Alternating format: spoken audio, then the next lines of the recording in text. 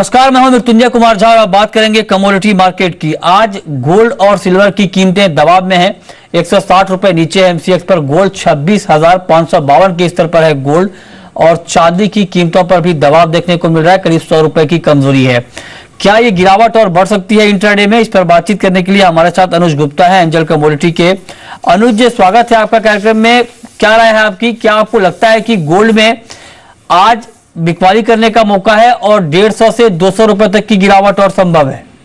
Mrityunjay, good evening. अगर देखें तो गोल्ड सिल्वर में जो हमने मॉर्निंग में गिरावट देखी है, मुझे लगता है कि कहीं ना कहीं मार्केट अब सपोर्ट लेवल के आसपास है। क्योंकि अगर हम देखें तो कॉमेक्स में करीबन $1110 एक अच्छा सपोर्ट है। मुझे लगता है कि मार्केट में गिरावट नहीं होनी चाहिए। इन करंट लेवल से मुझे लगता है कि मार्केट में एक अपसाइड मोमेंटम आना चाहिए। हालांकि मार्केट थोड़ा दबाव में है, बट मुझे लगता है कि एक अच्छा ऑप्शन होगा बाय ऑन डिप्स करने के लिए। आप कह रहे हैं कि गिरावट पर बाई करके चलना चाहिए। क्या चांदी में भी यही रणनीति बनानी चाहिए? बिल्कुल मृत्युंजय, मुझे लगता है कि चांदी में जो सपोर्ट दिया है करीबन कॉमेक्स में 14.10 के आसपास मार्केट ने अच्छा सपोर्ट दिया है। मुझे लगता है कि इसमें भी बाय ऑन डिप्स करना चाहिए, तो इसमें भी हमारा बाय रिकमेंड ही रहेगा। कच्चे तेल के ऊपर आपकी राय क्या होगी? क्रूड में आज तेजी है, अंतर्राष्ट्रीय बाजार में भी दाम बढ़े हैं और फंडामेंटल के मोर्चे पर थोड़ा सा बदलाव ये आया है। ऐसी खबरें हैं मार्केट में कि ओपेक और अन्य देशों के बीच सप्लाई कम करने को लेकर, उत्पादन कम करने को लेकर समझौता हो सकता है। उसका एक पॉजिटिव इंपैक्ट प्राइस पर दिखा है, तेजी आई है। लेकिन ये तेजी आपको कितनी टिकाऊ लगती है? देखिए मृत्युंजय, अगर हम ब्रॉडली बात करें तो $30 पे मार्केट ने अच्छा सपोर्ट किया है और उसके ऊपर मार्केट अब सस्टेन कर रहा है। फिर 33 के ऊपर इवन मार्केट सस्टेन कर रहा है। तो मुझे लगता है कहीं ना कहीं एक पॉजिटिव जो फ्लो है वो मार्केट के अंदर देखने को मिला है। तो मुझे लगता है कि क्रूड के अंदर माइल्डली एक पॉजिटिव ट्रेंड बना है, जो कि ऊपर अगर हम देखें तो करीबन $35 तक के लेवल को दिखा सकता है, और ऊपर अगर हम एमसीएक्स की बात करें तो करीबन 2400 रुपए तक के लेवल दिखा सकता है। तो हमारा इसमें भी बाय कॉल ही रहेगा। नेचुरल गैस के ऊपर आपका व्यू क्या होगा? आज ये काउंटर एक्शन में दिख रहा है।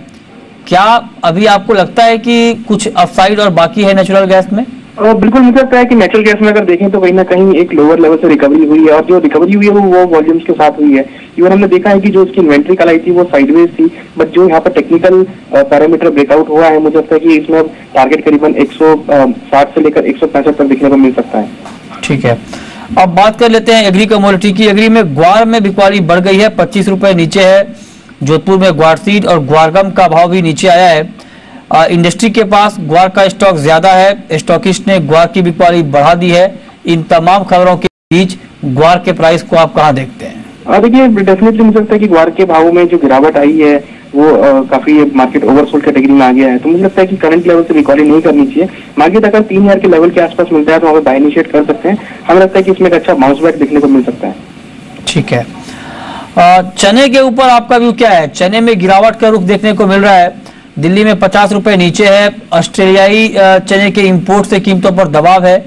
क्या आपको लगता है कि चने में ऐसे में बाइंग अवॉइड करनी चाहिए? जी बिल्कुल मृत्युंजय, मुझे लगता है कि चने के अंदर अगर हम देखें तो कहीं ना कहीं गवर्नमेंट की नजर भी, और हमने देखा है कि जो छापेमारी चल रही है उससे हो सकता है कि कहीं ना कहीं मार्केट में जो चना है वो आता हुआ दिखाई दे। तो एक पॉलिटिकल प्रेशर भी यहाँ पर कंटिन्यूस बनता हुआ दिखाई दे। साथ में अगर हम देखें तो अराइवल भी मार्केट में कहीं अच्छे बने हुए हैं। तो हो सकता है कि चने के अंदर आने वाले दिनों में हमें गिरावट देखने को मिले। सोयाबीन के ऊपर आपकी राय क्या है? सोयाबीन में बिकवाली आई है, 25 रुपए नीचे है। स्पॉट मार्केट में डीओसी की मांग कमजोर है। क्या आपको लगता है कि सोयाबीन में भी अभी बिकवाली करके चलना ही बेहतर होगा? और देखिए, पूरे ही एडिबल ऑयल पैक की बात करें तो उसमें हमने देखा है कि सेल ऑन राइस की स्ट्रेटेजी यहाँ पर बनी है। तो मुझे लगता है कि रिफाइंड सोया हो या फिर सोयाबीन या फिर आरएम सीड, तीनों के अंदर ही बिकवाली करके चल सकते हैं। ठीक है, मस्टर्ड के ऊपर आपका व्यू क्या है? सरसों की कीमतें अगर हम देखें तो हाल के दिनों में गिरावट आई है मस्टर्ड में। क्या आपको लगता है कि अभी मार्केट बॉटम आउट होना बाकी है और आज की जो गिरावट है करीब 52 रुपए नीचे है, ये गिरावट और बढ़ने वाली है और 3800 के आसपास आप क्लोजिंग देख रहे हैं आज? देखिए, मुझे लगता है कि इसमें हालांकि आज की अगर हम बात करें तो ज्यादा मूवमेंट नहीं होगा, बट ओवरऑल जो ट्रेंड है वो उसका डाउन साइड का ही है। तो आज नहीं तो कल मुझे लगता है कि इसमें नीचे करीबन 3750 तक के लेवल देखने को मिल सकते हैं। तो इसमें जो भी है उसमें भी हम सेल कॉल दे रहे हैं। चीनी के ऊपर आपका व्यू क्या होगा? क्या चीनी में कुछ तेजी की उम्मीद की जाए? देखिए, चीनी का अगर ट्रेंड देखें तो डेफिनेटली लॉन्ग टर्म ट्रेंड जो है वो पॉजिटिव है। तो अगर किसी को लॉन्ग टर्म के लिए बाइंग करनी है तो अभी वेट करें। प्राइस अगर नीचे 3100 के आसपास मिले तो बाय करके चलें। बट अगर किसी को इंट्राडे या 1 या 2 दिन के हिसाब से ट्रेड करना है तो यहाँ बिकवाली कर सकते हैं करंट लेवल पे। स्टॉप लॉस करीबन 3190 पर आएगा। टारगेट 3100 रुपए तक मिल सकता है। ओके, मेटल की बात कर लेते हैं और मेटल काउंटर भी प्रेशर में है। आज की टॉपिक आपकी मेटल में क्या होगी? और देखिए मेटल में देखें तो कहीं ना कहीं कॉपर में एक अच्छा रिबाउंड देखने को मिला है। हमें लगता है कि कॉपर के अंदर बाय इनिशिएट कर सकते हैं। टारगेट अगर इंट्राडे या एक दिन की टारगेट की बात करें तो करीबन 314 से 315 तक के लेवल देखने को मिल सकते हैं। रुपए पर आपका व्यू क्या है अनुज, क्योंकि हमने देखा है कि डॉलर के मुकाबले रुपया मजबूत हुआ है, शेयर बाजार में जो तेजी आई है उसका फायदा रुपए को मिलता हुआ दिख रहा है, लेकिन क्या ये तेजी आपको आगे कंटिन्यू दिख रही है? देखिए मुझे लगता है कि जो शेयर मार्केट में तेजी है वो ज्यादा टिकाऊ नहीं है, क्योंकि ओवरऑल देखें तो ग्लोबल मार्केट में एक वीकनेस का माहौल बना हुआ है। तो मुझे लगता है कि ये जस्ट एक प्रॉफिट बुकिंग थी जिसकी वजह से हमने मार्केट ऊपर आते हुए देखी थी। मुझे लगता है कि यहाँ पर इंडियन रुपीज अभी भी 68 के ऊपर ट्रेड कर रहा है, तो 68 एक महत्वपूर्ण सपोर्ट रहेगा। तो करेंसी के अंदर भी हमें बाय रिकमेंड हम कर रहे हैं। हमें लगता है कि आने वाले दिनों में करीबन 68.50 तक लेवल देखने को मिल सकते हैं।